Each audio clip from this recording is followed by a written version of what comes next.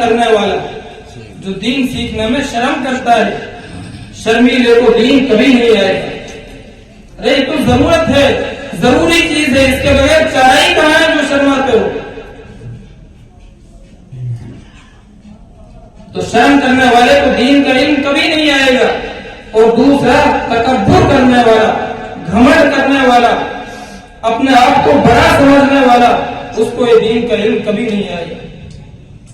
تو بھائی دوستوں، علم تو ہمیں حاصل کرنا ہے، ہر ایک پر علم حاصل کرنا فرض ہے، اور اس کی کوئی عمر نہیں ہے، کوئی وقت نہیں ہے، کوئی مدت نہیں ہے۔ یہ تو ماں کی گود سے لے کر قبر کے پیٹ تک حاصل کرنا ہے۔ اطلبوا العلم من المهد الى اللحد، ماں کی گود سے علم حاصل کرو، قبر کی پیٹ تک، قبر میں جانے تک، یعنی مرتے دم تک علم حاصل کرنا ہے۔ اس لیے میں درخواست کروں گا کہ بچوں کو تو پڑھانا ہے ہی، یہ تو ہمارا فرض ہے ہی، لیکن ساتھ ساتھ ہمیں اپنا قرآن بھی صحیح کرنا ہے۔ الحمدللہ آسان ہے، اللہ خود فرماتے ہیں کلام الہی میں، قرآن پاک میں، وَلَقَدْ يَسَّرْنَا الْقُرْآنَ لِلذِّكْرِ فَهَلْ مِن مُدَّكِرٍ، ہم نے قرآن کریم کو سمجھنے کے لیے، یاد کرنے کے لیے بالکل آسان فرما دیا۔ ہے کوئی یاد کرنے والا؟ ہے کوئی قرآن کو سمجھنے والا؟ بہت آسان ہے، چند روز میں یاد ہو سکتا ہے، لیکن شرط یہ ہے کہ کسی کے دل میں طلب ہو، کسی کے دل میں لگن ہو، کسی کے دل میں عظمت ہو، محبت ہو۔ تو فرماتے ہیں عمر بن سلمہ رضی اللہ عنہ کہ روزانہ قافلے والے آتے تھے، میں ان کی خوشامد کرتا تھا، روزانہ 2 آیتیں 4 آیتیں روزانہ سیکھتا تھا۔ کچھ دنوں کے بعد جب اللہ رب العزت کے فضل و کرم سے مکہ مکرمہ فتح ہو گیا اور مکہ دارالاسلام بن گیا، تو عرب کے جتنے قبائل تھے سب کے سب اسلام لانے میں سبقت کرنے لگے۔ تو جو ہمارا قبیلہ تھا، ابھی تک انتظار کر رہا تھا فتح مکہ کا، انہوں نے بھی اپنے اسلام لانے میں سبقت کی، وہ سب کے سب مدینہ پاک جا کر مسلمان ہو گئے۔ آپ کو معلوم ہے کہ کلمہ پڑھنے کے بعد، اسلام لانے کے بعد سب سے پہلا فرض جو ایک مسلمان پر عائد ہوتا ہے وہ 5 وقتہ نماز ہے۔ 5 وقتہ نماز ہے۔ اللہ معاف فرمائے، آج ہم مسلمان اسی اہم فریضے سے کتنے غافل ہیں؟ 2-4% مشکل سے صرف نماز پڑھتے ہیں۔ بھائی دوستوں، صحابہ کرام کی عادت نہیں تھی۔ 1.25 لاکھ صحابہ ہوئے ہیں، 1.25 لاکھ۔ نبی کریم صلی اللہ علیہ وسلم کے ساتھی اور آپ کی زندگی میں آپ پر ایمان لانے والے، ان کی تعداد تقریباً 1.25 لاکھ ہے۔ کسی ایک صحابی کے بارے میں بھی ثابت نہیں، کسی ایک بھی صحابی کے بارے میں کہ انہوں نے بلا عذر کبھی بھی کوئی ایک نماز بھی قضا کی چھوڑی۔ ہم لوگ انتظار کرتے ہیں، بلکہ دل میں مختلف سوالات پیدا ہوتے ہیں۔ آج مسلمان ذلیل کیوں ہو رہا ہے؟ مسلمان جگہ جگہ پسپا ہے، رسوا ہو رہا ہے، شکست کھا رہا ہے، پریشان ہے۔ اس کی وجوہات کیا ہے؟ اس پر غور نہیں کرتے۔ فرمایا جناب رسول اللہ صلی اللہ علیہ وسلم نے، جعلت قرۃ عینی فی الصلاۃ، کہ اللہ نے میری آنکھوں کی ٹھنڈک نماز میں رکھی ہے۔ تو بہرحال میں عرض کر رہا تھا کہ سب سے پہلا اور سب سے بنیادی کلمہ توحید کے بعد وہ نماز ہے۔ تو یہ جو چھوٹے صحابی تھے عمر بن سلمہ فرماتے ہیں کہ ہمارا قبیلہ بھی مسلمان ہو گیا۔ رسول اللہ صلی اللہ علیہ وسلم نے حکم فرمایا کہ جب تم مسلمان ہو گئے تو تم پر 5 وقت کی بعد نماز فرض ہے۔ اب تم جاؤ اور اپنے میں سے کسی ایک شخص کو اپنا امام بنا لو، اور امام اس کو بنانا جسے قرآن سب سے زیادہ یاد ہے۔ ہمارے قبیلے والوں نے تلاش کیا قرآن کس کو سب سے زیادہ یاد ہے، دیکھا، خوب تلاش کیا، لیکن مجھ سے زیادہ قرآن یاد رکھنے والا کسی کو نہیں پایا، کیونکہ میں نے محنت کی تھی, لوگوں کی خوشامد کی تھی, عاجزی کی تھی اور قرآن کو سیکھا تھا اس طرح ایک ایک آیت کر کے لوگوں کی خوشامد کر کے, تو سب سے زیادہ قرآن کریم مجھے یاد تھا, اس لیے تمام لوگوں نے اتفاق رائے سے مجھے اپنا امام بنا لیا. یہ حدیث پاک سنانے کا منشا اور مقصد یہ ہے کہ ہم غور کریں کہ صحابہ کرام نے قرآن کریم کتنی محنت سے حاصل کیا تھا. اس زمانے میں یہ نظام نہیں تھا, یہ قرآن کریم کتابی شکل میں موجود نہیں تھا, یہ مکاتب اور مدارس کا اس طرح نظام نہیں تھا, لیکن پھر بھی صحابہ کرام کس طرح حاصل کرتے تھے. اور پہلی محنت سیکھنے کی ہوتی تھی اور پھر دوسری محنت قرآن کے ایک ایک حکم پر عمل کرنے کی ہوتی تھی. کس طرح عمل کرتے تھے صحابہ کرام قرآن کریم کے احکام پر؟ آپ کو معلوم ہے, مشہور واقعہ ہے, ہم لوگوں سے بیڑی نہیں چھوٹتی, مختلف عادتیں ہیں, بولتے ہیں تو عادت ہو گئی, چھوٹتی نہیں آتی. صحابہ عرب کے اندر شراب ایک عام چیز تھی, شراب ایک عام چیز تھی, لوگ مزے لے لے کر پیتے تھے. اسلام نے بھی شروع میں شراب کو حرام نہیں کیا, آہستہ آہستہ آہستہ آہستہ شراب کو حرام کیا, طبیعتوں کا خیال رکھا, کیونکہ اگر ایک دم سے حرام فرماتا ہے اللہ رب العزت تو ہو سکتا ہے کہ صحابہ کے لیے مشکل ہوتا, اس لیے آرام آرام آہستہ آہستہ. لیکن ایک وقت ایسا آیا جب آیت کریمہ نازل ہوئی, اللہ نے فرمایا کہ یہ گندی چیز ہے, یہ شیطانی عمل ہے, اے مسلمانوں اب تمہیں حکم دیا جاتا ہے فاجتنبوہ کہ شراب سے بالکل بچو, اس سے بالکل الگ ہو جاؤ, اب شراب پینے کی اجازت نہیں ہے.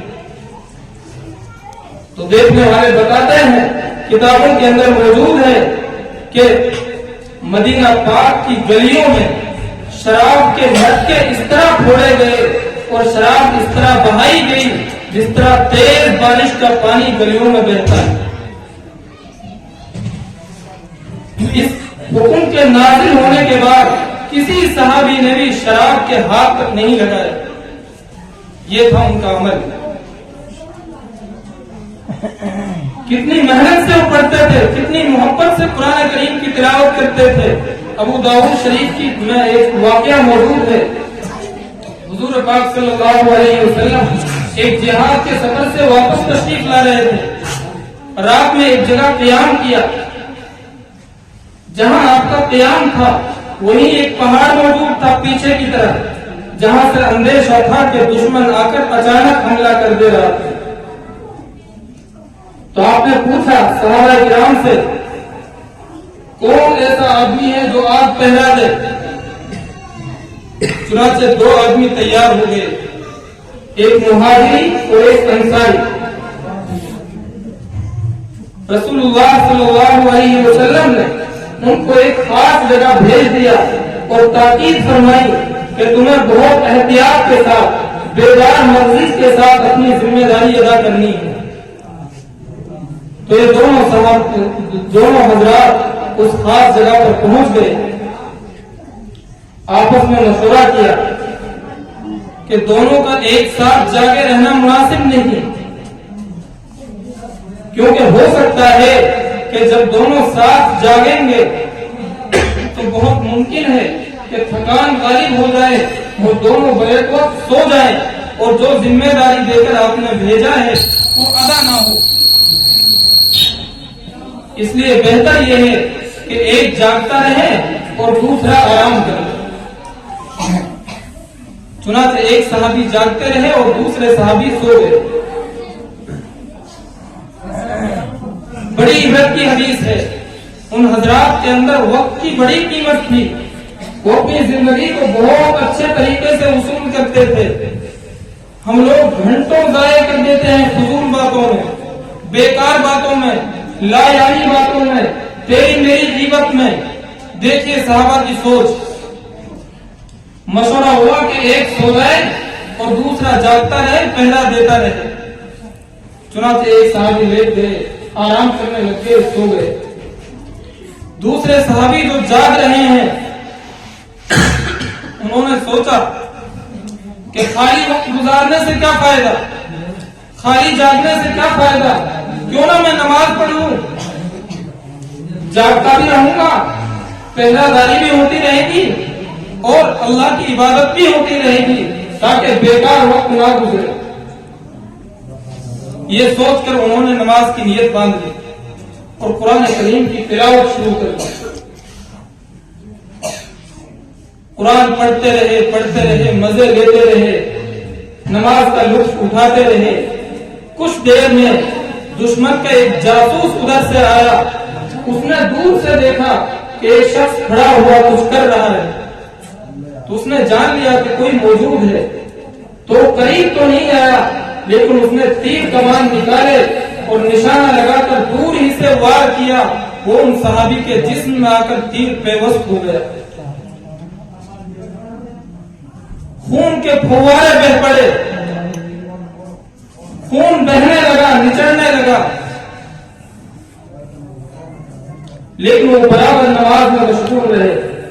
افسوس ہے ہم پر اور ہماری نماز پر، ذرا سا کوئی مچھر آ کر لگ جائے سارا سکون ختم ہو جاتا ہے۔ صحابہ کرام کی نماز دیکھو، تیر لگ رہا ہے جسم میں لیکن نماز کے خشوع خضوع میں ذرہ برابر فرق نہیں۔ تو اس نے ایک تیر مارا، وہ جسم میں آ کر لگا، خون بہنے لگا، اس نے پھر دیکھا کہ ایک کھڑا ہوا ہے، شاید نشانہ چھوٹ گیا، تیر نہ لگا، وہ اس نے دوبارہ تیر مارا، وہ بھی جسم میں آ کر لگ گیا اور خون اور زیادہ بہنے لگا، لیکن صحابی برابر نماز کے اندر جوں کہ تو مشغول رہے۔ دشمن سمجھا رات کا اندھیرا تھا، شاید تیر نہ لگا ہو، اس نے 12 تیر مارا اور تیسرا تیر بھی آ کر صحابی کے جسم میں آ کر پیوست ہو گیا۔ حضرت عباد بن بشر رضی اللہ تعالی عنہ تیر پر تیر کھاتے رہے، تیر پر تیر کھاتے رہے، لیکن نماز کے خشوع میں ذرہ برابر فرق نہیں آیا۔ قرآن کی تلاوت کا مزہ لیتے رہے۔ اخیر میں انہوں نے سوچا کہیں ایسا نہ ہو کہ جناب رسول اللہ صلی اللہ علیہ وسلم نے جو کام دے کر ہمیں بھیجا تھا، کہیں ایسا نہ ہو کہ میرے جسم کا سارا لہو بہ جائے اور میں بے ہوش ہو کر گر پڑوں اور مر جاؤں، اور جو ذمہ داری دے کر آقا نے بھیجا تھا کہیں ایسا نہ ہو تو ذمہ داری فوت ہو جائے۔ یہ سوچ کر نماز مختصر کر دی اور اپنے ساتھی کو بیدار کیا۔ وہ جلدی گھبرا کر اٹھے، انہوں نے پوچھا کہ بھائی جب اتنی دیر سے تم تیر کھا رہے تھے تو پہلا تیر لگتے ہی تم نے نماز کیوں نہ ختم کی، کیوں نہ مجھے بتایا؟ سنو صحابی کا جواب سنو، وہ فرماتے ہیں کہ میں نے اللہ کے قرآن کی ایک سورت شروع کر رکھی تھی نماز میں نے قرآن کی سورت شروع کر رکھی تھی، میرے دل نے گوارا نہیں کیا میں اس سورت کو ادھوری چھوڑ کر نماز کو مختصر کرتا، یہ میرے دل نے گوارا نہیں کیا، اور اگر وہ اندیشہ نہ ہوتا تو اللہ کی قسم میں اب بھی اپنی نماز کو نہ توڑتا، چھوٹی نہ کرتا، بلکہ برابر قرآن پڑھتا رہتا۔ یہ تھی قرآن مجید کی عظمت، قرآن مقدس کی اہمیت صحابہ کرام کے قلوب میں، ان کے دلوں میں۔ ہمارے یہاں ابھی رمضان آنے والا ہے، لوگوں کے لیے پورے رمضان بھر میں ایک قرآن کریم پڑھنا مشکل ہو جاتا ہے۔ شکایتیں آتی ہیں مسجد سے، امام صاحب کہتے ہیں کہ جی میں ذرا آہستہ پڑھوں تو مقتدی اعتراض کرتے ہیں، مقتدی اس امام کو پسند کرتے ہیں جو آدھا گھنٹے کے اندر پوری تراویح مکمل کر دے۔ غلط پڑھے صحیح پڑھے، آیتوں کو چھوڑے یا پوری پڑھے، اس سے کوئی لینا دینا نہیں ہے، بس اس امام کو پسند کرتے ہیں جو جلدی سے فارغ کرتے ہیں۔ یہی قرآن کا حق ہے، یہی رمضان کا حق ہے۔ تو میرے بھائی ہم ایسا نہ کریں۔ قرآن کریم ہدایت کی کتاب ہے جو اللہ نے میری آپ کی دنیا بھر کے تمام انسانوں کی ہدایت کے لیے نازل فرمایا ہے۔ فرمایا آقا صلی اللہ علیہ وسلم نے ان اللہ تبارک و تعالی یرفع بهذا الكتاب اقواما ويضع به آخرین۔ کہ اللہ اس قرآن کی برکت سے بے شمار افراد کو بلند مرتبہ عطا کرتے ہیں، ان کو عزت عطا فرماتے ہیں، ان کو رفعتیں عطا فرماتے ہیں۔ اگر تمہیں یقین نہ ہو تو دیکھ لو صحابہ کرام کی ذات موجود ہے، ان کے حالات موجود ہیں۔ کیا تھا صحابہ کرام کے پاس؟ کون سی طاقت تھی؟ کون سی طاقت تھی؟ ابھی ایک بچہ چھوٹا سا تقریر کر رہا تھا کہ اسلام سے پہلے صحابہ کو بدو کہا جاتا تھا، دیہاتی کہا جاتا تھا، بے سلیقہ کہا جاتا تھا، لیکن جب صحابہ کرام ایمان لائے، قرآن کو انہوں نے گلے لگایا، سینے سے چمٹایا، تو پھر وہی صحابہ کرام جن کو اونٹ تک چلانا نہیں آتا تھا، اب ان کو کیا مقام اور مرتبہ ملا۔ وہی بلال جو حبشہ کے رہنے والے ایک کالے غلام تھے، غلام کی کوئی حیثیت اور مرتبہ نہیں ہوتا، لیکن جب ایمان لائے اور رسول اللہ صلی اللہ علیہ وسلم پر قربان ہوئے، اللہ کے قرآن کو اپنے سینے سے لگایا، تو کیا مقام اور مرتبہ اللہ نے ان کا عطا فرمایا۔ فرمایا ایک مرتبہ جناب رسول اللہ صلی اللہ علیہ وسلم نے صبح کے موقع پر آپ کو رات میں خواب کی حالت میں آپ نے سیر کی جنت کی، صبح صحابہ کی مجلس میں حضرت بلال کو آپ بلاتے ہیں، پھر دریافت فرماتے ہیں کہ بلال تمہارا کون سا عمل ہے، تمہارا کیا خاص عمل ہے؟ میں جنت الفردوس میں پہنچتا ہوں، جنت کی سیر کرتا ہوں، تو میں نے تمہارے جوتوں کی آہٹ کو اپنے سامنے پایا ہے، بلال مجھے بتاؤ تمہارا کیا حال ہے۔ یہی بلال جو اب تک حبشی تھے، غلام تھے، معاشرے میں ان کی کوئی اہمیت نہیں تھی، غلام کو لوگ جانوروں کی طرح سمجھتے تھے، لیکن جب قرآن سے محبت کی، اللہ اور اس کے رسول صلی اللہ علیہ وسلم سے محبت کی، تو پھر اللہ کے یہاں یہ مقام اور مرتبہ ملتا ہے کہ رسول اللہ صلی اللہ علیہ وسلم ان کو اپنے سامنے چلتا ہوا پائیں جنت۔ ان کو یہ عظمت اور یہ مرتبہ قرآن کریم کی برکت سے حاصل ہے۔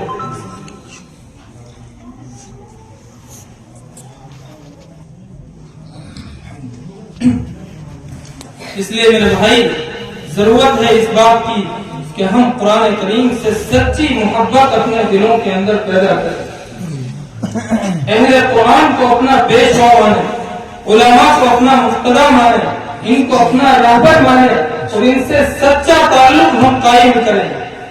اللہ کی قسم یہ حضرات علماء کرام انبیاء علیہ السلام کے وارث، بڑا مقام اور مرتبہ ہے۔ فرمایا رسول اللہ صلی اللہ علیہ وسلم نے کہ جو عالم یا جو طالب علم دین اس لیے حاصل کرتا ہے کہ وہ اس علم سے اسلام کو پھیلائے گا، اسلام کی حفاظت کرے گا، تو قیامت کے دن اس کے اور نبیوں کے درمیان صرف ایک درجے کا فاصلہ ہوگا، اس کے اور انبیاء کے درمیان صرف ایک درجے کا فاصلہ ہوگا، وہ درجہ نبوت، وہ ایک درجے کا فاصلہ نبوت کی وجہ سے۔ تو یہ کوئی معمولی چیز نہیں ہے، ہمیں چاہے دنیا میں معمولی نظر آئے، لیکن اللہ کے یہاں ان کا مقام اور مرتبہ بڑا اونچا ہے۔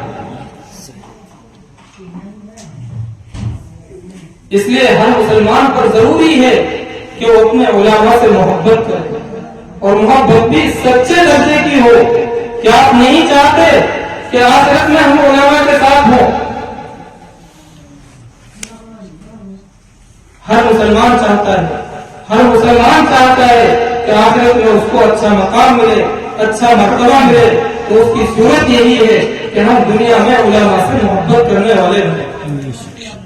ترمذی شریف میں ایک حدیث ہے، ایک صحابی آتے ہیں خدمت اقدس میں، عرض کرتے ہیں کہ اللہ کے رسول صلی اللہ علیہ وسلم آپ سے ہمیں جو محبت ہے وہ آپ کو معلوم ہے، آپ کو دیکھے بغیر، آپ کی زیارت کیے بغیر چین نہیں ملتا۔ کبھی تو ایسا ہوتا ہے کہ ہم گھر پر ہوتے ہیں اور دل کے اندر ایک تڑپ پیدا ہوتی ہے، جب تک آپ کی زیارت نہ کر لیں، جب تک آپ کا دیدار نہ کر لیں، دل اور آنکھوں کو سکون اور قرار حاصل نہیں ہوتا۔ لیکن دنیا میں تو ہم آ کر آپ کی زیارت سے مشرف ہو جاتے ہیں، مگر آخرت میں کیا ہوگا؟ اول تو ہمیں یہی نہیں پتا کہ ہمارا حشر اور ہمارا آخری ٹھکانہ کیا ہوگا۔ ہم جنت میں جائیں گے یا پھر نعوذ باللہ دوسری جگہ جائیں گے یہی نہیں معلوم. اور اگر ہم جنت میں بھی چلے جائیں گے تو آپ تو اعلیٰ علیین میں ہوں گے, آپ تو سب سے بلند مقام پر فائز ہوں گے, اور ہم کس جنت میں ہوں گے ہمیں نہیں معلوم. آخرت میں ہم آپ کی دیدار اور آپ کی زیارت کے بغیر ہم کیسے رہ سکیں گے؟ اللہ کے رسول صلی اللہ علیہ وسلم آپ ہمیں فرمائیں کتنا تھا عشق نبی ہوں, کیسی تھی محبت رسول, یہ ہمیں ان سے سیکھنا ہے. آپ علیہ السلام نے اپنے اس عاشق کو تسلی دی, اس صحابی کو تسلی دی کہ میرے صحابی پریشان مت ہو, گھبراؤ نہیں, گھبراؤ نہیں. المرء مع من احب, دنیا میں جب تمہیں مجھ سے اتنی محبت ہے, اتنا عشق ہے, تو خوشخبری سن لو کہ دنیا میں جو آدمی جس کے ساتھ محبت کرتا ہے آخرت میں اس کا حشر اور اس کا ٹھکانہ بھی اسی کے ساتھ. صحابہ کرام فرماتے ہیں جب ہم نے یہ حدیث پاک سنی تو ہمیں اتنی خوشی حاصل ہوئی, اتنی خوشی حاصل ہوئی کہ اتنی خوشی آج تک کبھی حاصل نہیں ہوئی. اب ہمیں پتہ چل گیا یہ حدیث سن کر کہ آخرت میں بھی ہم آپ کی زیارت سے, آپ کے دیدار سے اور آپ کی صحبت سے محروم نہیں رہیں. تو آپ نہیں چاہتے کہ آپ کا حشر آخرت میں, آپ کا ٹھکانہ آخرت میں ان علماء کے ساتھ ہو, ان وارثین انبیاء کے ساتھ ہو, تو اس کی کیا صورت ہے؟ اس کی صورت یہ ہے کہ ہم دلوں کے اندر ان حضرات علماء کی سچی محبت اپنے دلوں کے اندر پیدا کریں, اور اس کے بغیر کوئی چارہ کار نہیں ہے, کرنی پڑے گی. ان علماء کے بغیر ٹھکانہ ہی کہاں ہے؟ یہ تو ہماری ضرورت ہے, قدم قدم پر ان کی ضرورت پڑتی ہے. ان کے بغیر ہماری پیدائش بھی ادھوری, ان کے بغیر ہماری شادی بھی نامکمل, ان کے بغیر ہماری نماز جنازہ بھی صحیح نہیں. کون کرتا ہے سب کا؟ علماء کرام. اور سنو بھائی, جنتی جب جنت کے اندر پہنچ جائیں گے اس وقت بھی اہل جنت کو اپنے علماء کی ضرورت پڑے گی. جنت میں اگر پہنچ بھی گئے اللہ کے فضل و کرم سے تو ان علماء کی ضرورت جنت میں بھی پڑے گی, ان سے بے نیازی نہیں ہو سکتی. چنانچہ حدیث شریف میں مذکور ہے کہ اللہ رب العزت جب اہل جنت کو تمام جنت کی نعمتوں سے سرفراز فرما دیں گے تو پھر اللہ پوچھیں گے, معلوم فرمائیں گے, یا اہل جنت کہ جنتیوں ذرا بتاؤ دنیا میں جو تم سے وعدے کیے گئے تھے کتاب اللہ کے ذریعے, احادیث کے ذریعے, ذرا بتلاؤ وہ وعدے پورے ہوئے ہیں یا نہیں؟ تو اہل جنت عرض کریں گے کہ باری تعالیٰ جتنے وعدے آپ نے فرمائے تھے وہ سب ہم نے جنت میں آ کر اپنی آنکھوں سے دیکھ لی, اب کوئی نعمت باقی نہیں, کوئی وعدہ ایسا نہیں جو پورا نہ ہوا ہو. تو اللہ فرمائیں گے کہ ایک بہت بڑی نعمت ابھی باقی ہے, بہت بڑی نعمت ابھی باقی ہے. اہل جنت پریشان ہوں گے کہ اللہ ہم نے تو سب کچھ دیکھ لیا, جنت کی حور بھی دیکھ لیے, غلمان بھی دیکھ لیے, جنت کے پھل بھی دیکھ لیے, بڑے بڑے درخت اور ان کے گھنے سائے بھی ہم نے دیکھ لیے, جنت کے اندر طرح طرح کی نہریں بھی دیکھ لی. اللہ وہ کون سی نعمت ہے جو ابھی باقی ہے؟ خوب سوچیں گے, حیران اور پریشان ہوں گے, لیکن نہیں سمجھ سکیں گے کہ وہ کون سی نعمت ہے. تو پریشان ہو کر اپنے علماء کے پاس جائیں گے اور علماء سے معلوم کریں گے کہ ہمارے علماء ذرا بتلاؤ کہ وہ کون سی نعمت ہے وہ ابھی تک حاصل نہیں ہوئی. تو اس وقت بھی علماء کرام جنت میں بھی اپنی قوم کے رہبر ہوں گے. علماء بتلائیں گے کہ اصل نعمت جو سب سے بڑی نعمت ہے جسے دیکھ کر تم تمام نعمتوں کو ہیچ سمجھو گے, بھول جاؤ گے, وہ اللہ کے دیدار کی نعمت ہے جو بھی باقی ہے. تو بتاؤ بھائی علماء کی ضرورت جنت میں بھی پڑے گی نہیں؟ کس نے, کون بتائے گا عوام کو کہ سب سے بڑی نعمت کون سی جو بھی باقی ہے؟ حضرات علماء کرام بتلائیں. اس لیے ہم نیت کر کے اٹھیں یہاں سے کہ اپنے دلوں کے اندر قرآن کریم کی عظمت اور وقار پیدا کریں، قرآن کریم کو سیکھنے والے بنیں گے، چاہے ہم جوان ہوں یا ہم بوڑھے ہوں۔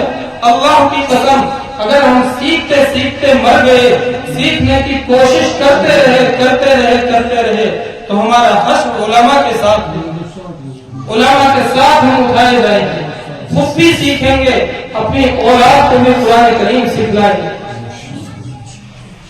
یہ اللہ کا بہت بڑا احسان ہے جو قرآن کریم سیکھنے سکھانے کا نظام یہاں موجود ہے، اور بہت آسانی سے یہ موقع ہمیں فراہم ہو جاتا ہے، بہت آسانی سے بغیر کچھ خرچ کیے دولت ہمیں مل رہی ہے، ورنہ قرآن کریم کا اس بات کا مستحق تھا کہ اگر ہم اپنا تن من دھن سب کچھ قرآن کے ایک ایک لفظ پر قربان کر دیں، اور سب کچھ قربان کرنے کے بعد ہمیں قرآن کا ایک حرف حاصل ہو تو بھی سودا بہت سستا ہے، اللہ معاف فرمائے ہماری نالائقی کو، کم ظرفی کو۔ بہت آسانی سے دولت حاصل ہوتی ہے لیکن پھر بھی ہمیں اس کی قدر نہیں، قدر ہوگی لیکن پھر کوئی فائدہ نہیں ہوگا۔